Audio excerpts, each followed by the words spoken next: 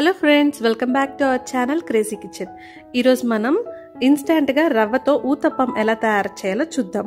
Daily మనం ఇడ్లీ, దోశ, ఉప్మా ఇలా కాకుండా ఇన్స్టెంట్గా మనం ఇలా రవ్వ ఊతప్పం చేసుకున్న చాలా టేస్ట్గా ఉంటుంది.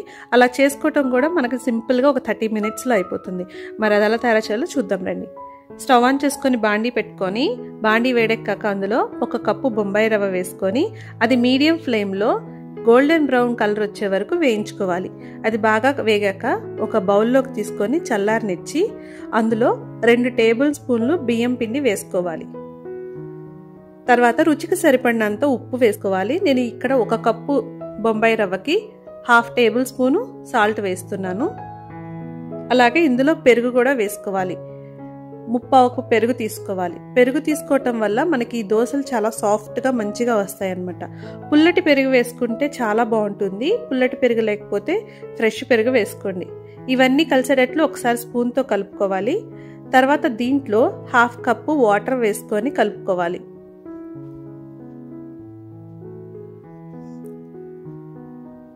ఈ 1/2 కప్పు వాటర్ సరిపోతే ఇంకొంచెం వాటర్ తీసుకొని కలుపుకోండి. ఇది మరీ గట్టిగా కాకుండా అలానే లూజ్గా కాకుండా మధ్యస్థంగా ఉండాలి పిండి. దోశ బ్యాటర్లా లూజ్గా ఉండకూడదు, అలాగే చపాతీ పిండిలా గట్టిగా ఉండకూడదు. కొంచెం మనకి ఇలా జాడుగా ఉంటే ఈజీగా వస్తాయి మనకి ఊతప్పాలు. ఇలా కలుపుకొని దీనిపైన మూత పెట్టుకొని ఒక 30 నిమిషాలు దీన్ని పక్కన పెట్టుకోవాలి. అప్పుడు ఈ పెరుగు, ఈ బొంబాయి రవ్వ ఇదంతా కలిసి సాఫ్ట్గా తయారవుతుంది మనకి పిండి. 1/2 an hour తర్వాత బొంబాయి రవ్వ ఇలాగ వాటర్ని, పెరుగుని అంతా పీల్చుకొని ఇలా కొంచెం మనకి గట్టిగా తయారవుతుంది పిండి. దీంట్లో ఇప్పుడు ఒక పెద్ద సైజు ఉల్లిపాయని ముక్కలుగా తరుక్కొని అది వేసుకోవాలి. చిన్న ముక్కలుగా తరిగి 2 టేబుల్ స్పూన్లు పచ్చి కొబ్బరి తురుము వేసుకోవాలి. 2 టేబుల్ స్పూన్లు క్యారెట్ తురుము వేసుకోవాలి.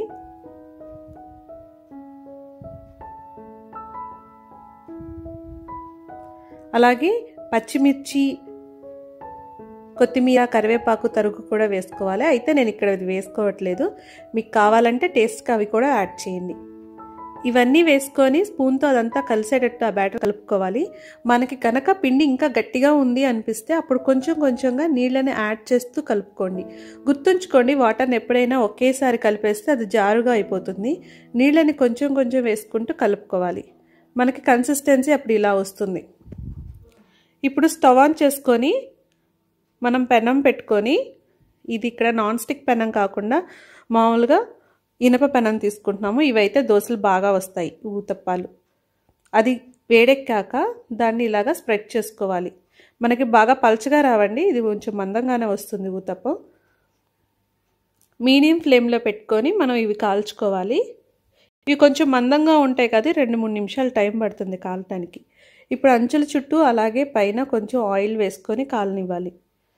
తర్వాత అట్లకాడతో తీసుకొని మరోవైపు కూడా కాల్చుకోవాలి. ఈ ఊతప్పాలు మనకు కనుక టేస్టీగా ఉండాలి, మంచిగా రావాలి అంటే పిండిని కలుపుకునేటప్పుడు జాగ్రత్తగా మరీ లూజ్గా కాకుండా అలాగే మరీ గట్టిగా కాకుండా కలుపుకోండి. అప్పుడు చాలా బాగా వస్తుంది. ఈ ఊతప్పాలు చాలా టేస్ట్గా ఉంటాయండి. ఊతప్పం మరోవైపుకి తిప్పినప్పుడు మీరు కొంచెం గరిటెతో అలా ప్రెస్ చేయండి మొత్తం. అప్పుడు ఎక్కడైనా గట్టిగా ఉన్నా, కొంచెం మందంగా ఉన్నా అలా సాఫ్ట్గా అవుతాయి. అది తీసేసి ఇంకోటి వేసుకునేటప్పుడు మనం పెనం మీద వాటర్ వేసుకొని ఇలా ఉల్లిపాయతో రబ్ చేస్తే నెక్స్ట్ ఊతప్పం మంచిగా కాలుతుంది, పెనానికి అంటుకోకుండా. ఇలా చూసుకొని ఇలా మనం ఎన్నైనా వేసుకోవచ్చండి, బాగా వస్తాయి ఇన్స్టెంట్గా. ఇది కొబ్బరి చట్నీతో కానీ పల్లీ చట్నీతో కూడా తినండి, చాలా బాగుంటాయి. చాలా టేస్టీగా ఇన్స్టెంట్గా అప్పటికప్పుడు మనం ఎప్పుడు రెగ్యులర్గా చేసుకునే ఊతప్పంలా కాకుండా ఇలా చేసుకోండి ఫ్రెండ్స్, చాలా బాగుంటుంది.